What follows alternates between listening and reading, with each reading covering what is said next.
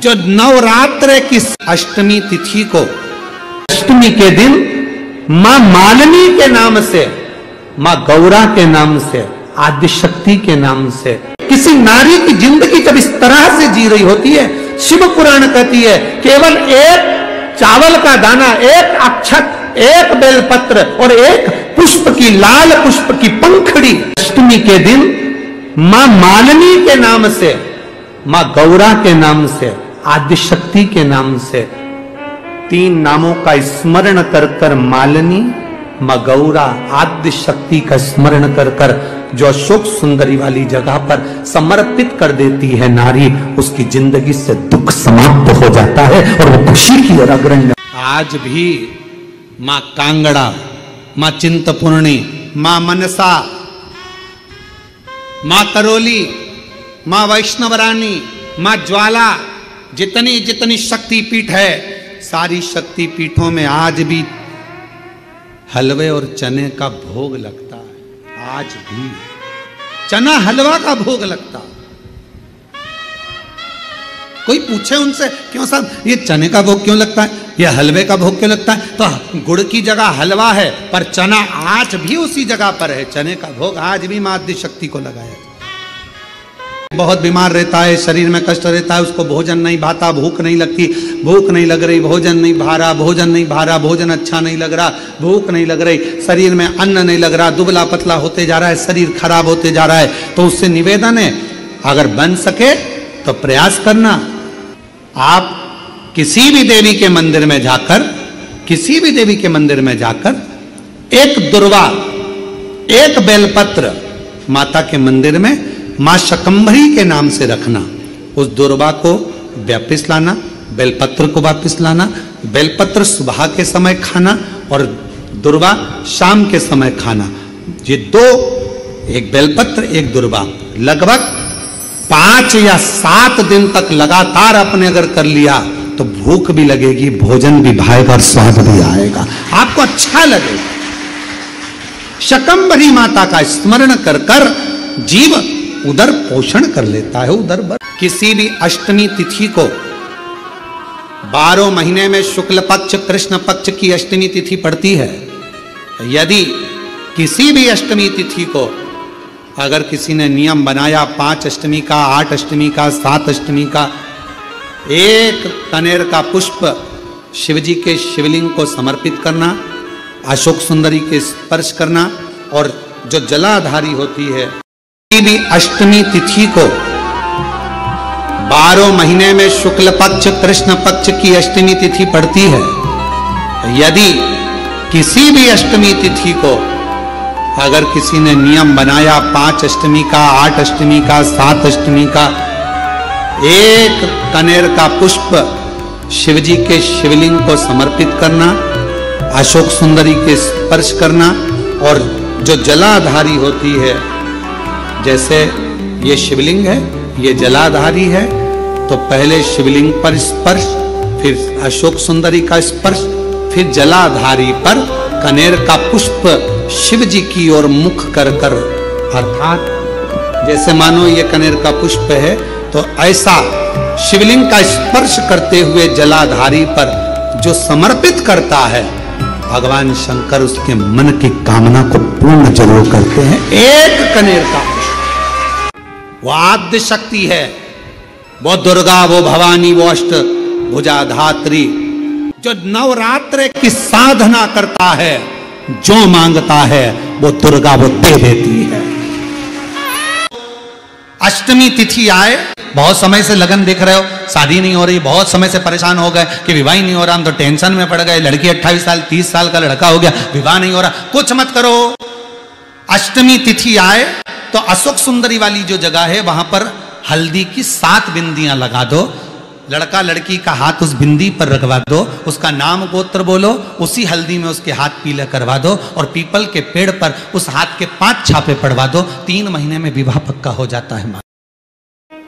3 बार ताली बजाने वाले को भी भर देता भंडार, 1 बार शिखर का दर्शन करने वाले को शिखर पर पहुंचा देता है मेरा भोलेनाथ। इतना दयालु है, इतना कृपालु। अष्टमी पर एक बेलपत्र, 3 शमी पत्र। आप कभी दिल से, कभी मौका मिले हृदय से अशोक सुंदरी वाली जगह का स्पर्श कर कर भगवान शंकर के शिवलिंग पर एक बार समर्पित कर कर देखना, और दूसरे वर्ष इंतजार करना कि तुम अष्टमी के दिन बाबा को शमी पत्र बेलपत्र दिया था, क्या बाबा ने तेरे घर में धन और वैभव दिया कि नहीं दिया। जो स्थिति में गाड़ी चल रही थी वो स्थिति की गाड़ी तेरी पार हुई कि ना। पूछो कि नवरात्र में कन्या भोज क्यों कराते हो। दुनिया वालों से पूछो कि नवरात्र में बेटियों को क्यों ढूंढने जाते हो। पूछो कि नवरात्र की अष्टमी और नवमी पर कन्या का पूजन क्यों करते हो।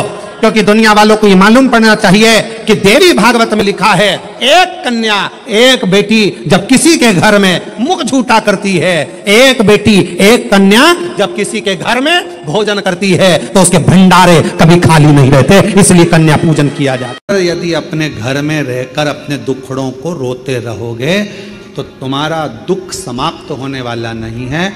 क्यों?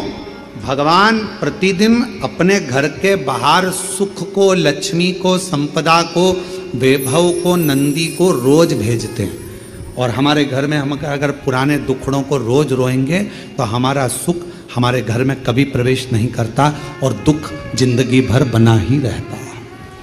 अपने दुखड़ों को रोना बंद करो, परमात्मा का भजन करो, अच्छा सोचो, अच्छा विचार करो।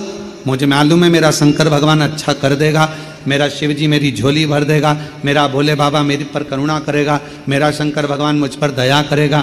अच्छा सोचिए। घर में कोई त्योहार हो, घर में कोई उत्सव हो, घर में कोई फंक्शन हो, पूजन हुआ, उसके तुरंत बाद झाड़ू नहीं लगती ना, घर की पूरी संपदा बाहर निकल जाती। जब कोई कन्या, पुरुष, कोई स्त्री अपने घर में आकर मुख झूठा करता है तो उसके तुरंत बाद झाड़ू नहीं लगाई जाती, वरना घर की पूरी संपदा बाहर निकल जाती। स्कंद पुराण कहती है महाराज कि भगवान नारायण स्वयं इस जड़ के नीचे अपना विश्राम करते हैं। महाराज इस जड़ के नीचे प्रयास करा करो। एक चुटकी हल्दी, कितनी? मात्र एक चुटकी हल्दी आंवले के वृक्ष के नीचे भगवान हरि हर महादेव के नाम से रखकर उस पर पूर्व मुख कर कर, पूर्व की ओर मुख कर कर जल समर्पित करना प्रारंभ कर दीजिए। आप अगर प्रयास करेंगे अष्टमी की अष्टमी, और हमने पहले भी कथा में कहा है, ध्यान लगाकर सुनिएंगे तो स्मरण में रहेगा, पराया धन और पराई स्त्री एक दिन व्यक्ति को बर्बाद कर देगा। पराया धन और पराई स्त्री एक दिन बर्बादी के सिरे पर ले जाकर छोड़ दे। थोड़ा स्मरण में रखे, आपको स्मरण में रहिए। करोड़ों का किसी का धन पड़ा हो ना, किसी का वैभव पड़ा हो, करोड़ों की दौलत पड़ी हो ना, वो किसी काम की नहीं। अगर आपकी है तो आप स्वीकार करिए। और हमने मात्र एक बेलपत्र और एक दुर्वा जानते हो ना, दूब बोलते हो कि दुर्वा बोलते हो? हाँ, दुर्वा बोलते ना, हरा कलर की। एक दुर्वा और एक बेलपत्र। प्रयास करना जिंदगी में एक बार, जिन बेटा बेटी का मंगल विवाह नहीं हुआ हो और जिसको लगता है कि भगवान शादी हो तो ऐसी जगह हो जहां हमारा आदर हो, सम्मान हो, सत्कार हो, जहां लोग हमारा आदर करें, सम्मान करें, सत्कार करें, ऐसी जगह विवाह हो जहां आदर सम्मान मिले। एक दुर्वा, एक बेलपत्र।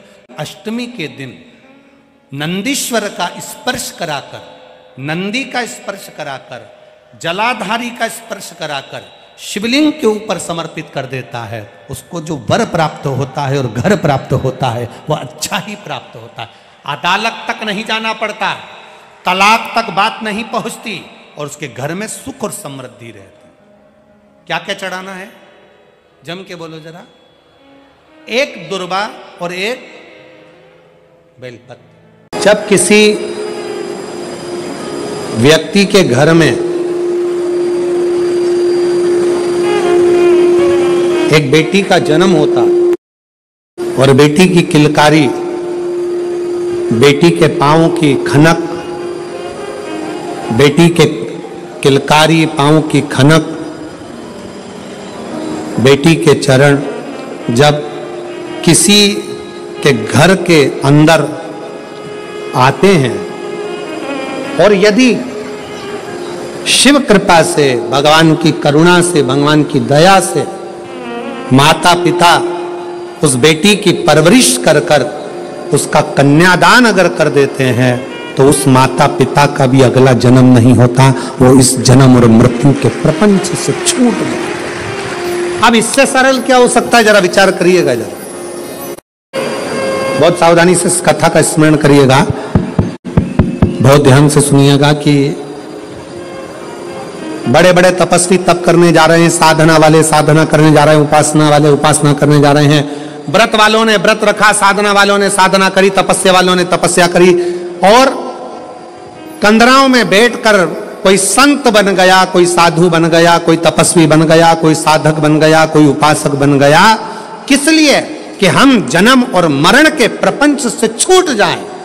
पर शंकर भगवान ने माता पार्वती की साक्षी में कात्यायन ऋषि से कहा कि जब किसी गृहस्थी के घर में एक बेटी का जन्म होता है और उस बेटी की परवरिश जब माता पिता करते हैं, बेटी के किलकारी जिसके घर में गूंजती है और बेटी के चरण जिसके घर में पड़ते हैं, और बेटी का जब कन्यादान होता है तब माता पिता फिर कोई जन्म नहीं लेते, वो माता पिता परमात्मा की शरणागति का सुख भोगते। अब इसमें सबसे ज्यादा जरूरी चीज कौन सी है? एक बहुत ध्यान देने वाला विषय है, थोड़ा ध्यान दीजिएगा।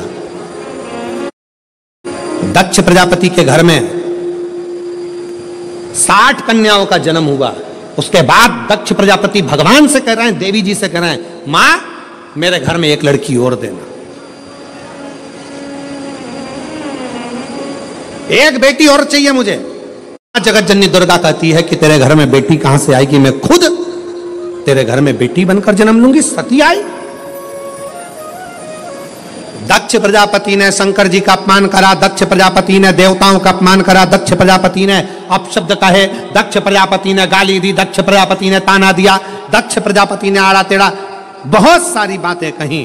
अब दक्ष प्रजापति को तो नरक जाना था, दक्ष प्रजापति को तो नरक भोगना था। पर दक्ष प्रजापति के घर में बेटियों का जन्म हुआ था, दक्ष प्रजापति ने बेटियों का कन्यादान किया था, इसलिए शंकर भगवान का अपमान करने के बाद भी दक्ष प्रजापति नरक नहीं भोगा है। दक्ष प्रजापति मरण, शीश कटने के बाद बकरे का मुख लग गया और बकरे का मुख लगने के बाद भी स्वर्ग भोगा है, वो दक्ष प्रजापति है, क्योंकि बेटी का जन्म ही प्रबल है।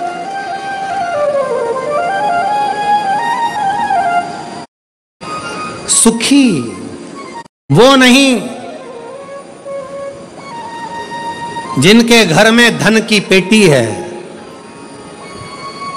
सुखी वो नहीं जिनके घर में धन की पेटी है, सुखी वो हैं जिनके घर में मुस्कुराती बहू और बेटी है, जिनके घर की बहुओं के चेहरे पर प्रसन्नता हो, जिनके घर की बेटियों के चेहरे पर मुस्कुराहट हो। समझ लेना कि उस घर में भले धन ना हो पर वो शंकर की कृपा उसके घर में सदा बनी हुई है, सदा।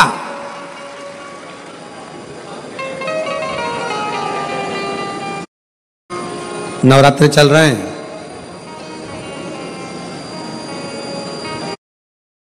मां जगत जननी जगदम्बा से प्रार्थना करा करो कि तू मेरे घर में एक बार जरूर आना।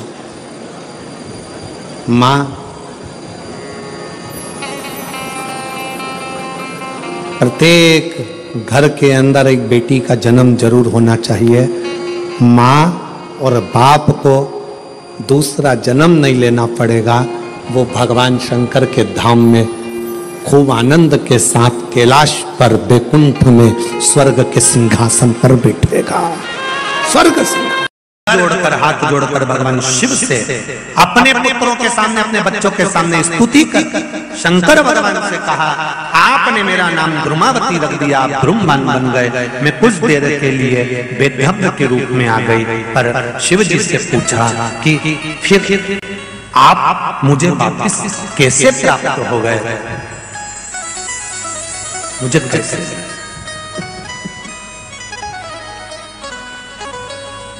शिव जी कहते हैं, कुंवारी कन्या तीज का व्रत करती है, हरतालिका तीज करती है, छोटी तीज, बड़ी तीज, हरियाली तीज करती है, छठ व्रत करती है। कुंवारी कन्या नवरात्रि व्रत करती है। कुंवारी कन्या जितने भी व्रत धारण करती है, सोमवार, मंगल, बुध, गुरु, शुक्र, शनि, जो भी व्रत उसने करा है, कुंवारी कन्या भूल से एक लोटा जल मुझे समर्पित करती है। शिव कहते हैं वो मेरी पुत्री के समान हो जाती है, सुख सुंदरी के समान। उसके लिए वर देखना मेरा काम हो जाता है। उस कन्या के लिए श्रेष्ठ वर देखना। मैं बेटियों से एक बात जरूर कहूंगा, शादी होने के बाद आप शंकर जी को जल चढ़ाओगी वो अलग बात है, पर कुंवारी रहते हुए अगर आपने शिव जी पर जल चढ़ाना प्रारंभ कर दिया तो ये निश्चित है, ये निश्चितता है कि आपके लिए वर आपके माता पिता जरूर देखेंगे, पर पक्का शंकर भगवान ही करेंगे कि कहां है। कुमारी अवस्था की भी माताओं से निवेदन है, कुमारी अवस्था में रहने वाली जो बेटियां हैं, जो विवाह के लायक हैं, उनसे भी कहेंगे बेटा काम करो, मना नहीं है, पर पहले सुबह का एक बार स्नान जरूर करो। इसके बाद फिर भले शाम को काम करने के बाद अगर कपड़े गंदे हो जाए, मुख आदि गंदा हो जाए, फिर नहा लेना, मना नहीं, पर एक बार का सुबह का स्नान बहुत जरूरी है, बहुत जरूरी।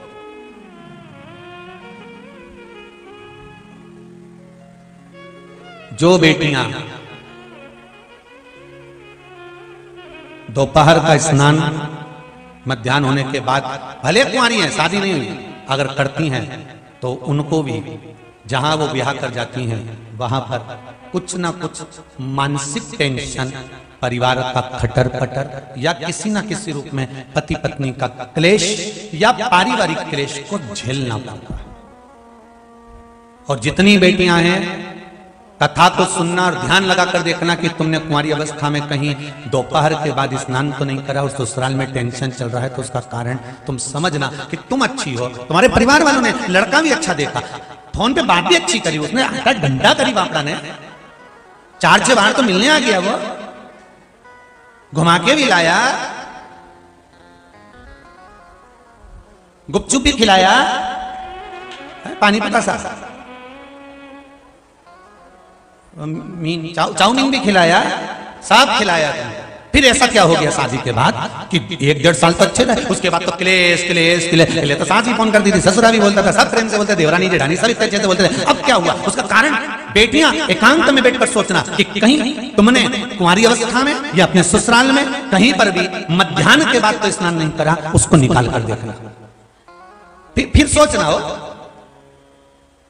और जिनका सौभाग्य में अगर दिक्कत आई है, कहीं सौभाग्यता में अगर दिक्कत आई, तो वो माताएं भी विचार करें एक बार बैठ कि कहीं हमने फैला लिया दीपावली का, कहीं होली का, कहीं इसका, कहीं उसका, कहीं हमने पापड़ लेके बैठ गए, मैं तो जब ही नहाऊंगी जब पूरा हो जाएगा, 4 बजे तक नहीं मैं बैठी चरली पर नहीं, और शाम लाके रोटी भी दे दी, वहीं खा ली, हाथ पर झोंके, फिर पापड़ बेलने बैठी गई और बजा दी 3-4, उसके बाद कि अब तो नहाऊंगी और फिर नहाने गई। तो विचार करना कि सौभाग्य पर दिक्कत क्यों आई, कारण क्या बना है, बेटियों को तकलीफ क्यों आई, उसका कारण हमें ढूंढना है, कोई दूसरा नहीं ढूंढेगा।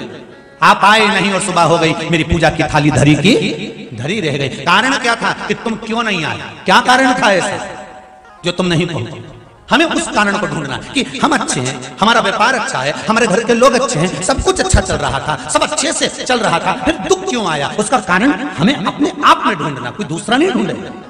और तुम सियोर वाले महाराज जैसे ना जाने कितने महाराज के पास में घूमोगे और सबके पास जाकर पूछोगे कि महाराज बताओ, महाराज बताओ, महाराज बताओ, सब बता देंगे कि तेरे घर में वो नारियल लटका, तेरे घर में वो धागा लटका, कोई कहेगा कि तेरे को हवा लग गई, कोई कहेगा कि तेरी हवाई छूट गई। तो ये सब चीजें कहीं मालूम पड़े कि कोई चीज हो रही है, कोई ये चीज हो रही है, कोई वो चीज हो रही है, तो दुनिया के लोग कहेंगे उसने जादू कर दिया, उसने टोना कर दिया, उसने ये कर दिया, उसको ये हवा लगे, उसकी हवा छूट जावे, उसकी ये हो जावे, उसकी वो हो जावे, तो कहीं बंधन छूट रहा है, कहीं बंधन लग रहा है। तो ये सब चीजें दुनिया के लोग तुमको कह सकते हैं, पर हम पितृ दोष देख रहे हैं, वास्तु दोष देख रहे हैं, हमने ग्रह दोष देखा, पर पत्रिका में दोष देखा, पर हमने अपना दोष देखा क्या कि हमने क्या करा है।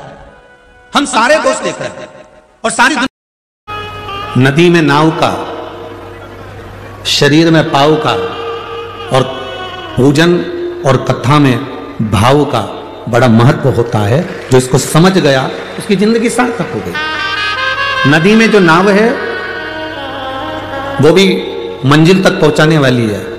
शरीर में जो पांव हैं ये भी मंजिल तक पहुंचाने वाले हैं। और हृदय में जो कथा के प्रति या भगवान के प्रति पूजन के प्रति जो भाव है ये भी मंजिल तक पहुंचाने वाले हैं। इन तीनों का काम एक जैसा है। नाव भी आपको मंजिल तक लेकर जा रही है। वो नाव हमको सिखाती है, एक लोहे का टुकड़ा पानी में पटकोगे वो डूब जाएगा, एक लोहे की कील पानी में पटकोगे वो डूब जाएगी। पर वो लोहे की कील जब लकड़ी में ठोक दी जाती है, वो लोहे की कील जब लकड़ी में ठोकी जाती है और लकड़ी में ठोकने के बाद वो लोहे की कील भी नाव बनकर उस लकड़ी के साथ मंजिल तक पहुंच जाती है। यह हमारा शास्त्र कहता है, लोहे की कील को वैसे ही पानी में छोड़ोगे तो डूबेगी, लोहे के कीले को पानी में छोड़ोगे तो वो डूब जाएगा। पर वो लोहे का कीला अगर लकड़ी में ठोक दिया जाए तो वो बहता बहता मंजिल तक पार उतर जाएगा। उसी तरह हम भी एक लोहे की कील की तरह हैं। अगर शिव महापुराण की इस लकड़ी में, शिव महापुराण की चंदन की संविधा में अगर हम अच्छे से ठुक गए, अपने मन को अच्छे से लगा लिया, तो समझ लेना कि हम भी मंजिल तक पहुंच गए, पार उतर गए।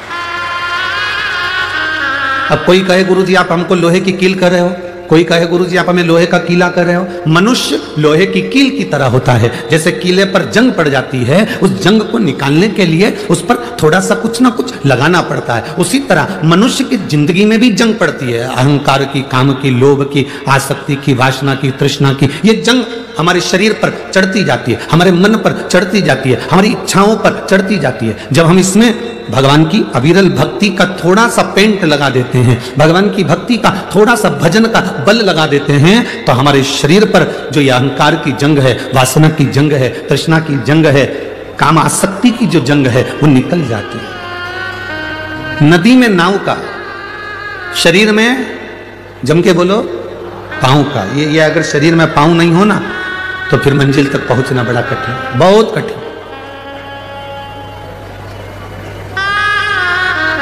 नदी में नाव मंजिल तक पहुंचा रही है, शरीर में पांव मंजिल तक पहुंचा रहे हैं। और हमारे कथा में जो हम आए हैं, इतनी इतनी दूर दूर से आप लोग यहाँ पहुंचे हैं, बड़ी दूर से चलकर आराम से गाड़ी से पैसा लगाकर 100 रुपये, 200 रुपये, 50 रुपये ऑटो वाले को देकर गाड़ी में डीजल वीजल डलवा कर तुम यहाँ पहुँचे हो, तो इसमें तुम्हारा जरूर भाव होगा। और फिर कहते हैं नदी में नाव पार लगाने वाली होती है, शरीर में पांव मंजिल तक पहुँचाने वाला होता है। और तुम्हारे हृदय में जो भाव है तुम्हें परमात्मा से जरूर मिलाएगा और तुम्हारा कार्य सफल करेगा, ये निश्चित।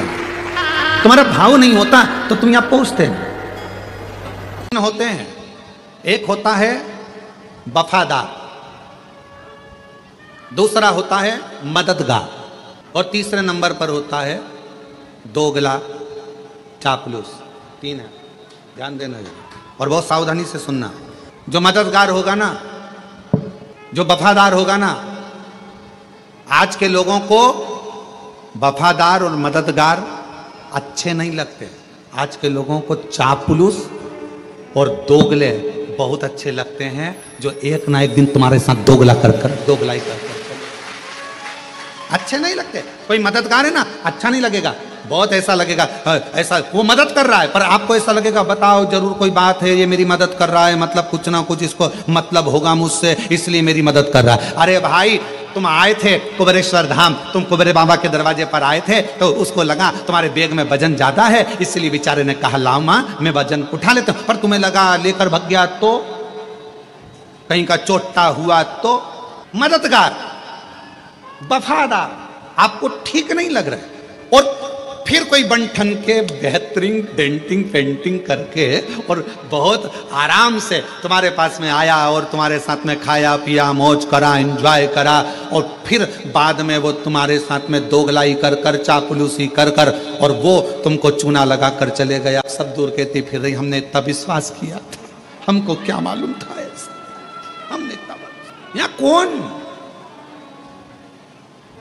आज के जमाने में जो दूसरे की मदद करता है दुनिया के लोगों को अच्छा नहीं लगता, उसमें लोग चालू हो जाते हैं। हो सकता है लालच होगा, इसलिए कर रहा होगा। किसी को भोजन कराया, भंडारा कराया तो लोगों को बुरा लगेगा। भंडारा इसलिए कर रहा होगा, कहीं से आ गया होगा। और अरे भाई कर रहा है, इससे बढ़कर और क्या चाहिए? भगवान से प्रार्थना करो कि तुमको भी ऐसा दे और तुम्हारे पास में ऐसे भंडारे में निकले।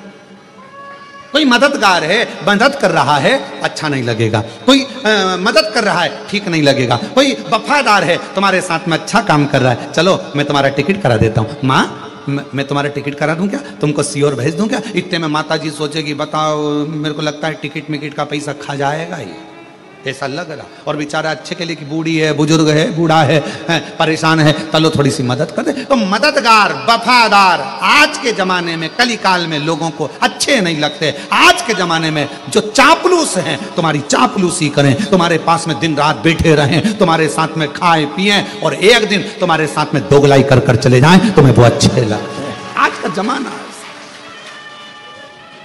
पर मेरा शंकर, मेरा ओघड़दानी, मेरा शंभु, मेरा त्रिकालदर्शी, मेरा कैलाशी अविनाशी, मेरा शंकर भले तुम्हारे एक लोटा जल का फल तुम्हें थोड़ा देर से मिले, पर मेरा